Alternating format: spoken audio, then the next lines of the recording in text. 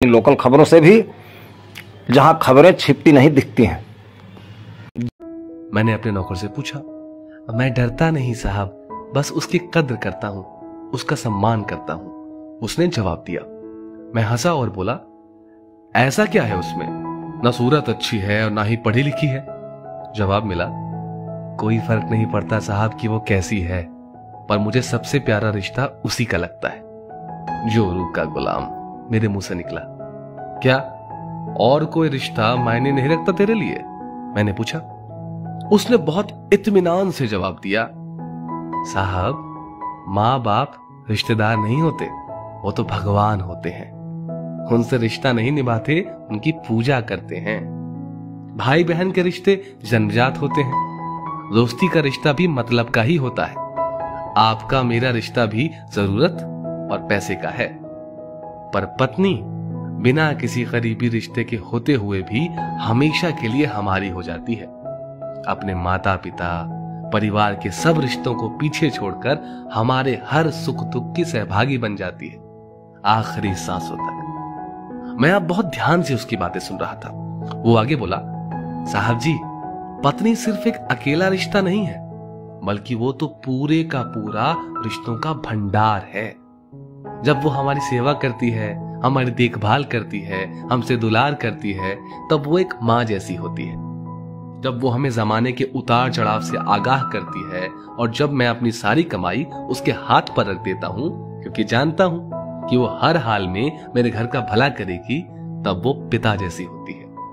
जब हमारा ख्याल रखती है, हमसे लाड़ करती है, हमारी गलती पर डांटती है, हमारे लिए खरीदारी करती है, तब वो बहन जैसी होती है।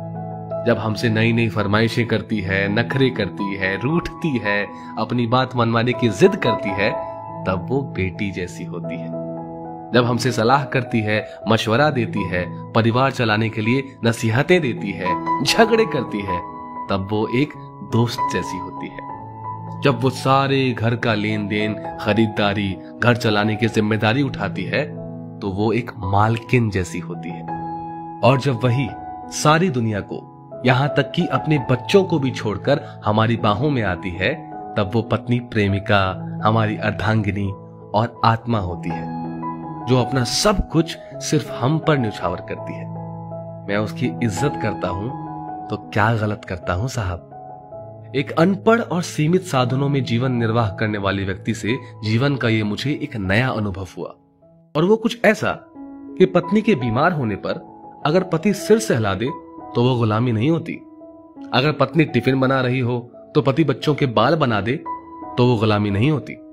पति नहाने के बाद तौलिया बिस्तर पर फेंकने की बजाय खूंटी पर टांग दे तो वो गुलामी नहीं होती। काम से लौटने पर पत्नी की मनपसंद चीज ले आए तो वो गुलामी नहीं होती। अगर पत्नी सफाई में लगी है, पति उसके लिए चाय बना दे तो वो गुलामी नहीं होती। काम से छुट्टी होने पर पति अगर पत्नी का घर के छोटे छोटे कामों में हाथ बटा दे तो वो गुलामी नहीं होती। ऐसी बहुत सी छोटी छोटी बातों को पति लोग सिर्फ इसीलिए नजरअंदाज कर देते हैं कि कहीं किसी ने देख लिया तो जोरू का गुलाम ना बोल दे। जिंदगी आपकी है, पत्नी आपकी है, उसकी जिम्मेदारी आपकी है। लोगों के पास क्या है? सिर्फ जुबान नहीं चलाएंगे तो खाना कैसे बचाएंगे? ऐसे लोगों पर बिल्कुल भी ध्यान ना दें। अपनी पत्नी से बेहद प्यार करें। पति पत्नी के रिश्ते की डोर बहुत कोमल होती है। आपसी प्यार और सम्मान से ही इसे मजबूत बनाया जा सकता है।